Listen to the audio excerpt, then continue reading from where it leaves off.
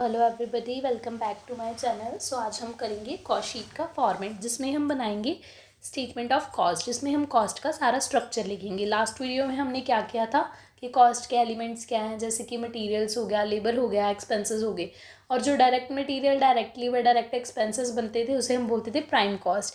और मैंने आपको बताया था कि कॉस्ट ऑफ प्रोडक्शन क्या होती है, टोटल कॉस्ट और कॉस्ट ऑफ सेल्स क्या होती हैं, वर्क और फैक्ट्री ओवरहेड्स क्या होती हैं। सो उसी बेसिस पे आज हम कॉस्ट शीट का फॉर्मेट बनाएंगे। तो चलो, पहले तो फॉर्मेट है जो देखो मैंने आपको बनाया हुआ है, ये है पर्टिकुलर्स है, अपने टोटल कॉस्ट है और कॉस्ट पर यूनिट है। अभी मैंने क्या लिखा है, यहाँ पे लिखा direct material, cost of the material consumed पहले आता है, सबसे पहले हम ये लिखते हैं।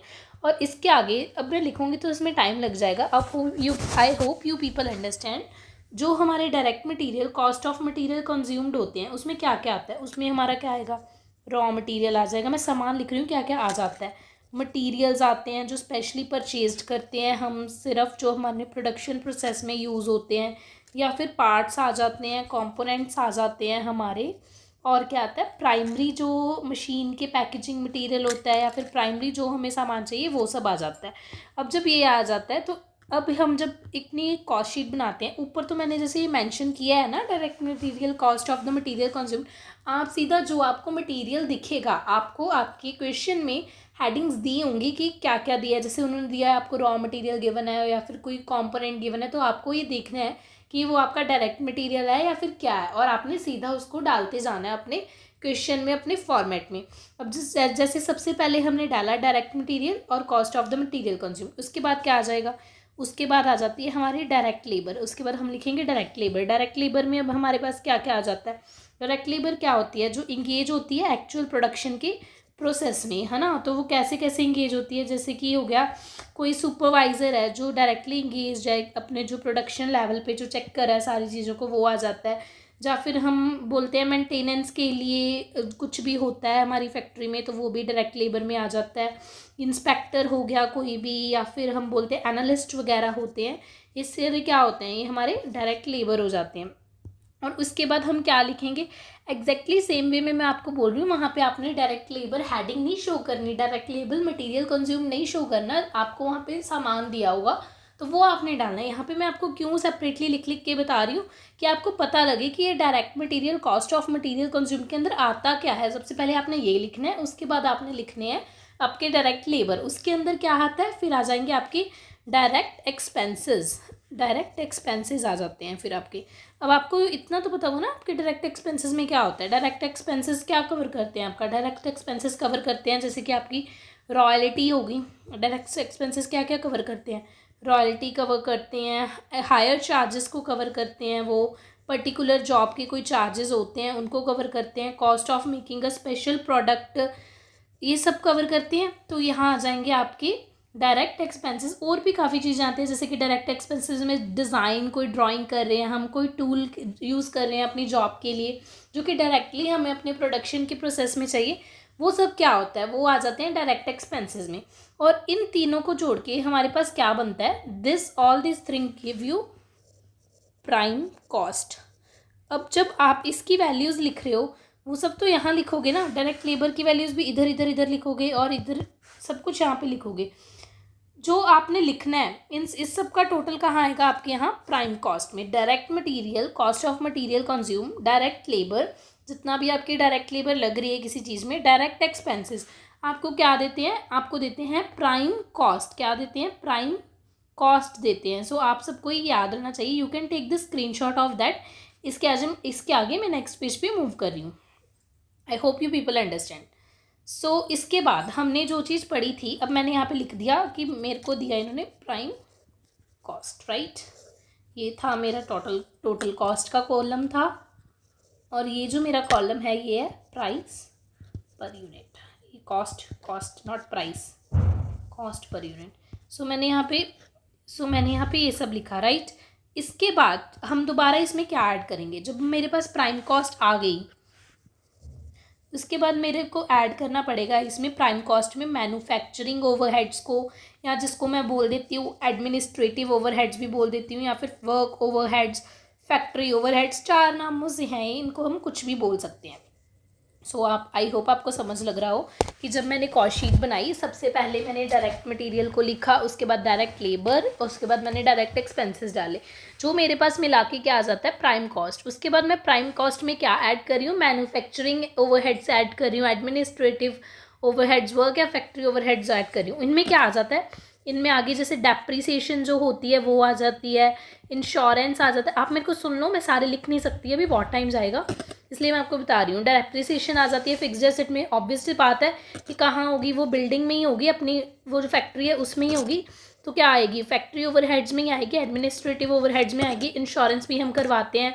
फिर जो हमारे रेंट एंड मेंटेनेंस के चार्जेस होते हैं वो आ जाते हैं, इलेक्ट्रिसिटी चार्जेस होते हैं वो आ जाते हैं, रेंट होता है, रेट टैक्सेस एंड ऑल जो थिंग्स होती हैं ये भी एडमिनिस्ट्रेटिव ओवरहेड्स में आ जाती हैं। जो हमारे वेलफेयर सर्विसेज होते हैं लाइक द कैंटीन और या फिर रिक्रिएशन क्लब के जो चार्जेस वगैरह होते हैं, वेलफेयर सर्विसेज, ये भी एडमिनिस्ट्रेटिव में आ जाती हैं। इसके बाद सर्विस डिपार्टमेंट एक्सपेंसेस, जितने भी हमारे मैन्युफैक्चरिंग ओवरहेड एक्सपेंसेस थे ये मैंने आप सबको बताए। इसके बाद क्या होगा, कुछ एक्सपेंसेस ऐसे होते हैं जो होते हैं इनडायरेक्ट वर्कर्स के, और क्या होते हैं indirect workers and indirect material भी तो होते हैं ना। अब मैंने जब आपको कॉस्ट के एलिमेंट करवाए थे तब मैंने आपको क्या बताया था कॉस्ट के एलिमेंट में, कि हमने डायरेक्ट पढ़े हैं और इनडायरेक्ट पढ़े हैं। मैंने आपको बता दिया कि जब हम डायरेक्ट मटेरियल, डायरेक्ट लेबर को प्लस कर देंगे और डायरेक्ट एक्सपेंसेस को ऐड करते हैं तो हमारे पास प्राइम कॉस्ट आता है। उसमें आगे मैंने एडमिनिस्ट्रेशन ओवरहेड्स को ऐड कर दिया, पर जो मेरे पास इनडायरेक्ट मटेरियल मैंने परचेज किया, इनडायरेक्ट लेबर जो मेरे पास थी वो कहाँ पे जाएंगी, वो तो यहीं पे जाएंगी ना। सो मैंने इनडायरेक्ट वर्कर, इनडायरेक्ट लेबर भी कहाँ डाला, मैन्युफैक्चरिंग एडमिनिस्ट्रेटिव ओवरहेड्स में डाला, कि मेरा एडमिनिस्ट्रेटिव देखेगा जो मेरे बाकी के खर्चे हुए हैं वो भी इनमें ऐड हो जाएंगे। क्या होते हैं इनडायरेक्ट मटेरियल्स, क्या होते हैं, जैसे कि कोई अदर फैक्ट्री सप्लाईज हो जाती हैं, सैलरीज हो जाती हैं, और other cost related tool room, कोई अलग खर्चा हो रहा है जो हमारे उसमें नहीं है, डायरेक्टली प्रोडक्शन में इंगेज नहीं है, जो कुछ डिज़ाइन कर रहे हैं हम, कुछ ड्राइंग ऑफिस है, या फिर प्रोडक्शन कंट्रोल, लुब्रिकेंट्स, या फिर कॉटन वेस्ट, कुछ भी ऐसी चीज़ें हैं, तो वो हम क्या कहाँ पे डालेंगे, ऐड करेंगे मैन्युफैक्चरिंग एडमिनिस्ट्रेटिव ओवरहेड्स में। इसके बाद जब मैंने ये सब ऐड कर लिया, मेरा नेक्स्ट काम क्या है कि मैं इस चीज़ को मैं यहाँ पे लिख दूँ। उसके बाद क्या होगा, इसके बाद मैं क्या करूँगी, इसमें ऐड करूँगी वर्क इन प्रोग्रेस। अब जब मेरा साल मैंने अपने ईयर बुक्स को क्लोज़ किया होगा, अपने अकाउंट्स की बुक्स को क्लोज़ किया होगा, तो उसमें क्या होगा, मेरा कुछ ऐसा काम चल रहा होगा ईयर के लास्ट में जो कि वर्क इन प्रोग्रेस में होगा, है ना, जो कि कहाँ, सो वो कहाँ होगा, वो वर्क इन प्रोग्रेस में चल रहा होगा बिगनिंग में। क्योंकि मैंने जब अपनी बुक्स क्लोज कर दी, मेरा कोई काम ऐसा था कि वो जो चल रहा था बट मैं उसको इस साल में ले नहीं पाई, तो मैंने उसको क्या किया, वर्क इन प्रोग्रेस में डाल दिया जब मैंने नेक्स्ट ईयर ओपन करा अपना। और उसके बाद क्या करूँगी, क्लोज कर दूँगी वर्क इन प्रोग्रेस। फिर जो मैंने वर्क इन प्रोग्रेस नहीं किया, वर्क इन प्रोग्रेस में था बट मेरा ईयर बंद होने वाला है, वो मैं क्लोजिंग के टाइम पे भी तो शो करूँगी ना, लेस कर दूँगी उसको। मैं उसको अपनी प्रोडक्शन में थोड़ी ऐड करूँगी, ये मेरी प्रोडक्शन थोड़ी हुई। अभी तो मैं सिर्फ, वो मेरा काम चल रहा है, कोई मेरी प्रोडक्शन नहीं ना हुई, मैं कुछ बेच नहीं रही हूँ उसमें, तो वहाँ क्या वो क्या आ जाएगा, क्लोजिंग में आ जाएगा। ऐड कर दूँगी करंट ईयर का जो बिगनिंग में वर्क इन प्रोग्रेस है वो, और जो लास्ट ईयर का वर्क इन प्रोग्रेस था क्लोजिंग में वो, तो इससे मेरा क्या आ जाएगा, ये डिफरेंस आ जाएगा। अब इसके बीच मुझे ये सब क्या देगा, ये मेरे को दे देगा फैक्ट्री मैन्युफैक्चरिंग वर्क ओवरहेड। मैं आपको यहाँ पे लिख के बताती हूँ, जो मैं लिखती हूँ, एक मिनट रुको। ये आपको देगा फैक्ट्री या फिर वर्क कॉस्ट, जो आप इन सब का टोटल यहाँ पे लिखोगे। अब मैंने आपको क्या बोला था, मैंने बोला कि आपको जो ये था direct material, direct labour, direct expenses आपको दे रहे हैं प्राइम कॉस्ट। प्राइम कॉस्ट में आप कर रहे हो manufacturing administrative work factory overheads. उसमें जब सब आप ऐड कर रहे हो उसके बाद आप डायरेक्ट वर्कर को ऐड कर रहे हो, लेबर बोल सकती हूँ जिसको मैं, और आप क्या ऐड कर रहे हो, इनडायरेक्ट मटीरियल्स को ऐड कर रहे हो। उसके बाद उसमें क्या ऐड कर रहे हो, वर्क इन प्रोग्रेस को ऐड कर रहे हो, लेस कर रहे हो वर्क इन प्रोग्रेस को। इन सबको जब आपका जो, मैं क्या बोलूँ, जिस नेट वैल्यू आएगी वो आपका क्या होगा, फैक्ट्री कॉस्ट होगी, वर्क कॉस्ट होगी, या फिर मैं बोल सकती हूँ मैन्युफैक्चरिंग कॉस्ट होगी, वो आपकी जो आप शो करोगे प्राइस या फिर कॉस्ट पर यूनिट में। इसके बाद जब मेरे पास ये आ गया, जब मेरे पास आ गया फैक्ट्री या फिर मैन्युफैक्चरिंग कॉस्ट, अब इसमें मैंने क्या करना है, अभी तो मैंने बोला कि चलो यार मेरा जो डायरेक्ट काम था मेरा डायरेक्ट काम भी हो गया। अब जो मेरा डायरेक्ट काम था वो मेरा डायरेक्ट काम मैंने कर लिया। उसके बाद जो मेरा एडमिनिस्ट्रेटिव का खर्चा था मैंने अपने एडमिनिस्ट्रेटिव का खर्चा भी डाल लिया, जिसके बीच मैंने अपना इनडायरेक्ट खर्चा भी डाल लिया, मैंने वर्क इन प्रोग्रेस भी ऐड कर लिया। तो ये मेरे पास जो कॉस्ट आ गई ना टोटल, ये तो मेरी फैक्ट्री की कॉस्ट आ गई। अब इसके बाद मेरा क्या खर्चा है, इसके बाद मेरा एडमिनिस्ट्रेटिव का भी तो खर्चा होगा ना। इसमें मैं क्या ऐड करूँगी, पता नहीं क्या हो गया गाइस। इसके बाद मैं क्या ऐड करूँगी, एडमिनिस्ट्रेटिव ओवरहेड्स। अब आप बोलोगे कि मैम एडमिनिस्ट्रेटिव ओवरहेड्स तो हमने पहले भी ऐड किए हैं, एडमिनिस्ट्रेटिव तो ऊपर भी थे, वो प्रोडक्शन ओवरहेड्स थे। मतलब बेसिकली जो प्रोडक्शन के साथ डील कर रहे थे, जहाँ पे प्रोडक्शन हो रही थी, मैन्युफैक्चरिंग ओवरहेड्स थे, वर्क ओवरहेड्स थे, जहाँ पे मैन्युफैक्चरिंग हो रही थी। एडमिनिस्ट्रेटिव, एडमिन क्या संभालती है, जो अथॉरिटीज़ होती हैं वो क्या करेंगी, वो देखेंगे आपके एक्सपेंसेस कितने हैं, आपके एक्सपेंसेस ऑफ आपके डायरेक्टर्स के कितने एक्सपेंसेस चल रहे हैं, फिर आपका ऑफिस रेंट क्या है, लाइट क्या है। जो तो फैक्ट्री में लाइट हो रही थी वो तो फिर फैक्ट्री ओवरहेड्स में आई ना, उसको जो एडमिन वहाँ की देख रही है। यहाँ पे जो एडमिनिस्ट्रेटिव ओवरहेड्स हैं बेसिकली अथॉरिटीज़ क्या देख रही है, डायरेक्टर के एक्सपेंसेस देख रही है, ऑफिस रेंट देख रही है, आपका वो लाइट देख रही है क्या है। उसके बाद सेक्रेटरीज, अकाउंटेंट्स, ये सब अकाउंटेंट्स होते हैं जो उनको देखती है वो। लीगल एंड अकाउंटिंग मशीन देखती है, लीगल और अकाउंटिंग सर्विसेज देखती है, इन्वेस्टिगेशन और एक्सपेरिमेंट करती है। उसके बाद मिसलेनियस फिक्स्ड एक्सपेंसेस होते हैं, ये सब कुछ कौन देखता है, एडमिनिस्ट्रेटिव देखती है। अब जब आप इसको लिखोगे दिस, नाउ दिस जो आपका यहाँ आया है plus this and this give what will give you, this will give you the cost of production, cost of production. अब आपका जब आप एडमिनिस्ट्रेटिव ओवरहेड्स को फैक्ट्री कॉस्ट में ऐड करोगे तो वो आपको क्या दे देगा, आपकी कॉस्ट ऑफ प्रोडक्शन क्या है, जो आपने प्रोडक्शन की उस टाइम पे आपकी कॉस्ट कितनी आई। अब इसमें आप क्या ऐड करोगे, हाँ तो मैं क्या बोल रही थी कि यहाँ पे आ गया हमारा कॉस्ट ऑफ प्रोडक्शन। अब जब हमारा कॉस्ट ऑफ प्रोडक्शन आ गया, इसमें एक मेजर चीज़ का आपको ध्यान रखना है, इसमें आप क्या ऐड करोगे, मैं मार्क करती हूँ, इसको अलग कलर से लिख देती हूँ आपके लिए। अब कॉस्ट ऑफ प्रोडक्शन आ गया कि मेरा जितना खर्चा हुआ था, उसके बाद जो था प्राइम कॉस्ट के बाद मैंने अपने फैक्ट्री ओवरहेड सारे ऐड कर लिए। उसके बाद मेरे जो वर्क इन प्रोग्रेस था वो ऐड कर लिया, बिगनिंग वाला क्लोजिंग वाला लेस कर दिया, तो मेरे पास अपनी फैक्ट्री कॉस्ट आ गई। उसमें मैंने अपने एडमिनिस्ट्रेटिव ओवरहेड्स को प्लस किया, जो मेरा एडमिनिस्ट्रेटिव एक्सपेंसेस हुए थे उनको प्लस कर दिया। उसके बाद मेरा जो आया कॉस्ट ऑफ प्रोडक्शन आ गया। अब आपको इतनी चीज़ का ध्यान रखना है, जो आप कॉस्ट ऑफ प्रोडक्शन यहाँ पे लिख रहे हो ना, इसमें अब क्या ऐड होगा, ओपनिंग स्टॉक ऐड होगा of finished goods, finished good का ओपनिंग स्टॉक ऐड होगा। मेरे पास पिछले साल कुछ गुड्स ऐसे थे जो सेल नहीं हुए, तो फिर वो मैंने क्या किया, वो फिनिश गुड्स मैंने नेक्स्ट ईयर में ले लिए, तो वो क्या बना, मेरा ओपनिंग स्टॉक बन गया। और जो क्लोजिंग मैं लेस कर दूंगी इसमें, closing stock of the finish goods, जो मेरे गुड्स बिक चुके हैं, जिनका क्लोजिंग हो चुकी है, उनको मैं क्या करूँगी, लेस कर दूंगी। तो ये मेरे को क्या दे देगा, ये मुझे देगा, let me right it for you, ये मेरे को दे देगा कॉस्ट ऑफ गुड्स सोल्ड, या फिर जिसे मैं बोल देती हूँ cost of sale. It will give me this, जो आप लिखोगे यहाँ, जो नेट वैल्यू, नेट फिगर आएगी ना, इन तीनों को करके मैंने वो आएगी कॉस्ट ऑफ गुड्स सोल्ड पे। मैंने आपको क्या बताया कि जो मैंने अभी तक सब प्लस किया उसमें मेरा कॉस्ट ऑफ प्रोडक्शन आ गया। और प्रोडक्शन में कुछ गुड्स ऐसे भी तो थे ना जो फिनिश्ड थे लास्ट ईयर में, बट मैंने उनको लास्ट ईयर में सेल नहीं शो किया, तो फिर मैं उसको बिगनिंग में क्या करूँगी, अपना ओपनिंग स्टॉक बना लूँगी। और कुछ गुड्स ऐसे भी होंगे जिनको क्लोजिंग होने वाली है, तो मैंने क्लोजिंग नहीं शो किया, उनको मैं क्या करूँगी, क्लोजिंग स्टॉक में शो कर दूँगी। So this is what cost of goods sold आ गया। अब जब मेरे पास आया कॉस्ट ऑफ गुड्स सोल्ड, चलो नेक्स्ट करते हैं। अब जब मेरे पास आया कॉस्ट ऑफ गुड्स सोल्ड, तो इसमें क्या होगा, राइटिंग को आप इग्नोर करना। कॉस्ट ऑफ गुड्स सोल्ड में अब मैं क्या ऐड करूँगी, so cost of goods sold में क्या ऐड कर दूँगी, अब मैं इसमें क्या होगा, मैंने एडमिनिस्ट्रेटिव भी कर दिए, फैक्ट्री ओवरहेड्स भी। अब मैं कॉस्ट में जो मेरा खर्चा आएगा आगे, जब मैं प्रोडक्ट को सेल कर रही हूँ या फिर मैं कहीं पे प्रोडक्ट को रख रही हूँ, डिस्ट्रीब्यूट कर रही हूँ, तो वो खर्चा मैं सारा खुद से थोड़ी निकालूंगी, वो भी तो मैं कहूँगी ना भाई तू मेरे को दे, तो इसमें क्या ऐड हो जाएगा, और सेलिंग और डिस्ट्रीब्यूशन ओवरहेड्स भी इसमें ऐड हो जाएंगे। क्या आता है सेलिंग और डिस्ट्रीब्यूशन ओवरहेड्स में, पेन्स चेंज हो गए हैं, आप थोड़ा ध्यान रख लेना।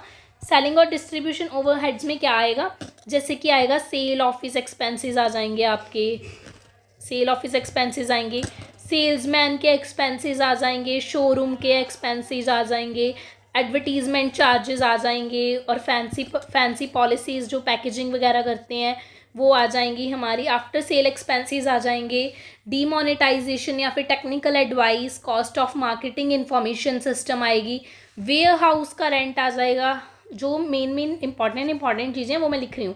वेयर हाउस का जो रेंट है, स्टाफ की सैलरीज वगैरह देते हैं जो वेयर हाउस को मेंटेन करती हैं, उसके सारे एक्सपेंसेस आएंगे। बैड डेट्स भी इसी में आएंगे सेलिंग एंड डिस्ट्रीब्यूशन में, कि हाँ भाई मैंने अपना प्रोडक्ट रखा था बट वो मेरे बैड डेट्स हो गए, किसी ने मेरे से प्रोडक्ट्स लिए, मेरे को पैसे नहीं दिए, तो मेरे तो बैड डेट्स है ना। मैंने प्रोडक्शन तो की थी, प्रोडक्शन के तो उसमें चार्जेस लगाए, मेरी सेल नहीं हुई, तो क्या आएगा, किस में आएगा, सेलिंग और डिस्ट्रीब्यूशन ओवरहेड में आ जाएगा।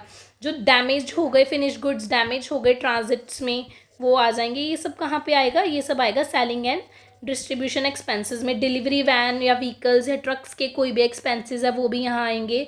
Cost of repairing and reconditioning of entities भी यहाँ पे आएंगी। तो जब आप कॉस्ट ऑफ गुड्स सोल्ड में अपना ऐड कर दोगे ना ये एडमिनिस्ट्रेटिव ओवरहेड्स के जो एक्सपेंसेस हैं, this will give you cost of sales, कि इतने पे आप अपने जो गुड्स है सेल कर सकते हो। इसमें अगर आप प्लस करोगे अपना प्रॉफिट परसेंटेज तो ये आपको क्या देगा, sales. So this is what your cost sheet is. अब मेरी बात सुनो, आप इसकी अब फोटो ले सकते हो, मैं आपको दोबारा से एक बार बताती हूँ।